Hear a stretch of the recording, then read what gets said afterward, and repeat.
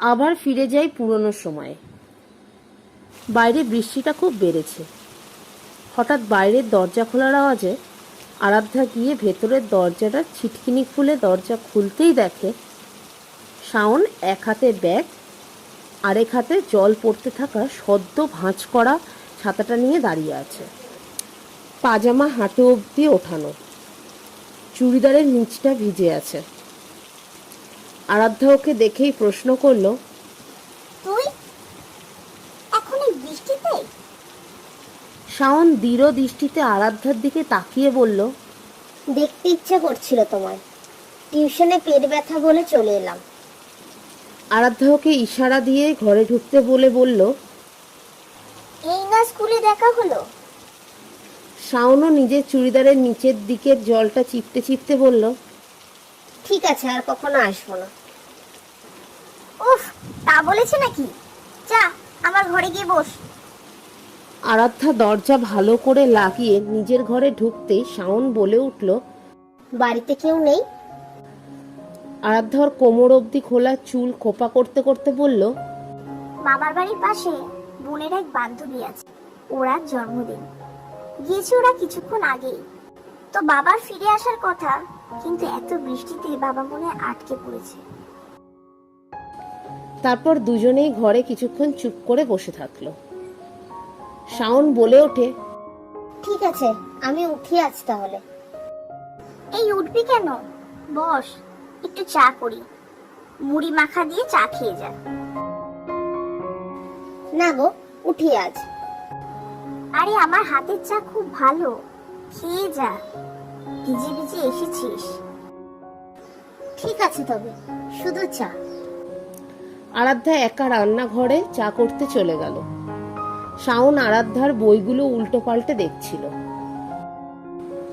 আরাধ্যা এক কাপ চা নিয়ে ঘরে ঢুকতেই শাওন বলে ওঠে, তোমারটা? আরাধ্যা একটু মাথা নাড়িয়ে বলে, আমিও তো চা খাই না রে, একবার খেয়েছি তো। শাওন আরাধ্যার হাত থেকে চায়ের কাপটা নিয়ে আরাধ্যার দিকে বাড়িয়ে বলল, একটা চুমুক দাও অন্তত। আরাধ্যা রান্না করতে থাকলে শাওন বলে, আমি রিকোয়েস্ট করছি প্লিজ।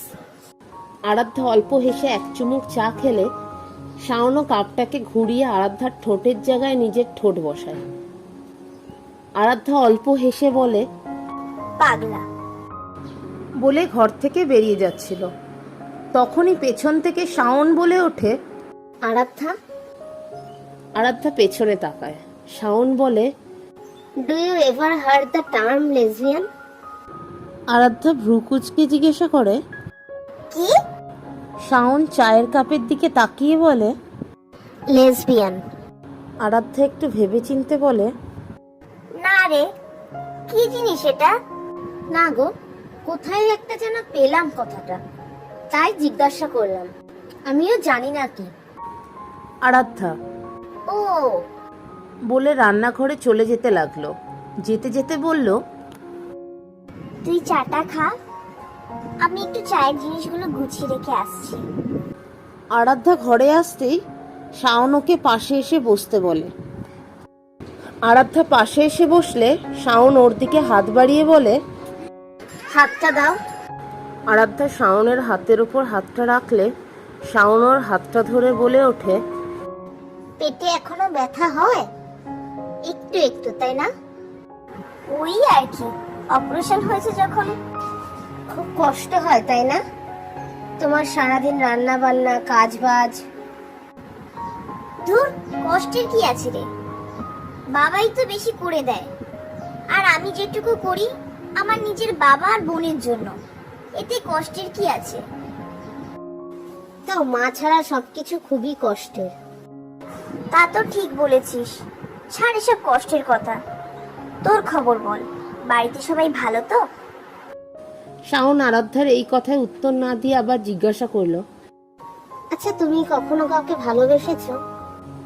আরাধ্যা একটু ব্যঙ্গাত্মক হাসি হেসে বলল, ক্লাস 7-এ জাস্ট উঠেছি, মা মারা যায়। ও বাড়ি থাকলে বাবাকে সবাই বিয়ের কথা বলছিল, বোনকে দেখার তেমন কেউ ছিল না, তাই এখানে নিয়ে চলে এলো বাবা, মামার বাড়ির কাছে। ক্লাস 8-এ পড়তে পড়তে স্কুল চেঞ্জ, জায়গা চেঞ্জ। ক্লাস 9-এ ওঠার পর থেকেই আমার পেটে ব্যথা, অপারেশন। জীবনে পর পর একটার পর একটা ঘটনা ঘটেই গেছে। ভালোবাসার সময় পাইনি রে শাওন। শাওন মাথা ঝাঁকিয়ে বলল, সরি। আরাধ্যা ওকে ইশারায় না করে বলল, আচ্ছা, স্কুলে তো এমন করে কথা কখনো বলিস না, আজ এসব কেন বলছিস? কোনো ছেলের প্রেমে টেমে পড়লি নাকি তুই? না, কারো প্রেমে পড়িনি, তবে ভালোবেসে ফেলছি একজনকে। বাহ বাহ, কি নাম তার? আরাধ্যা। কি? যাকে আমি ভালোবেসেছি তার নাম আরাধ্যা। আরাধ্যার চোখ মুখ যেন খানিকক্ষণের জন্য স্তব্ধ হয়ে গেল, যেন অনেক কিছু বুঝেও বুঝতে চাইছে না সে। প্রায় 5 সেকেন্ডের স্তব্ধতা ঘরটায়। অবস্থাটা একটু হালকা করতে আরাধ্যা অল্প হেসে বলে উঠল, সে তো আমিও তোকে ভালোবাসি রে পাগল। শাওন হাঁ করে তাকিয়ে থাকলো আরাধ্যার মুখের দিকে। আরাধ্যার চোখ নামিয়ে নিতেই শাওন আরাধ্যার হাতটা ছেড়ে গলা ঝাঁকিয়ে বলল, ঠিক আছে, আজ উঠি, 8টা বাজে প্রায়। শাওন উঠে রওনা হলে আরাধ্যা তখনও ওর জায়গাতেই বসা।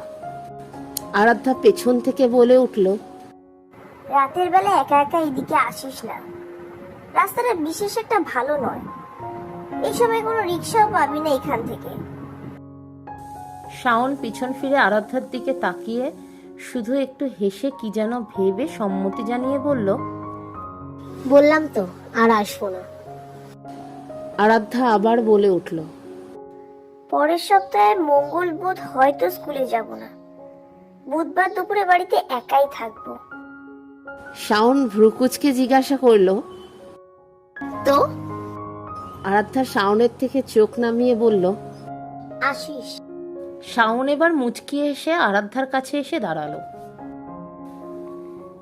আরাধ্যার মাথাটা ঠিক শাওনের নাক অব্দি। আরাধ্যার খোপাটা খুলে গেছে। ফ্যানের হাওয়ায় আরাধ্যার কিছু চুল চোখের সামনে চলে এসেছে। শাওন ওর ওইটুকু চুল ওর কানের পিছনে গুঁজে আরাধ্যার গালে হাত রেখে হালকা করে গালে আঙুল ঘষে বলল, আসবো, তুমি ডাকলে আমি স্বর্গ থেকেও চলে আসবো সোনা। বাইরে বৃষ্টিটা একটু ধরেছে। শাওন বেরিয়ে গেল। আরাধ্যা তাকিয়ে রইল জানালার বাইরে।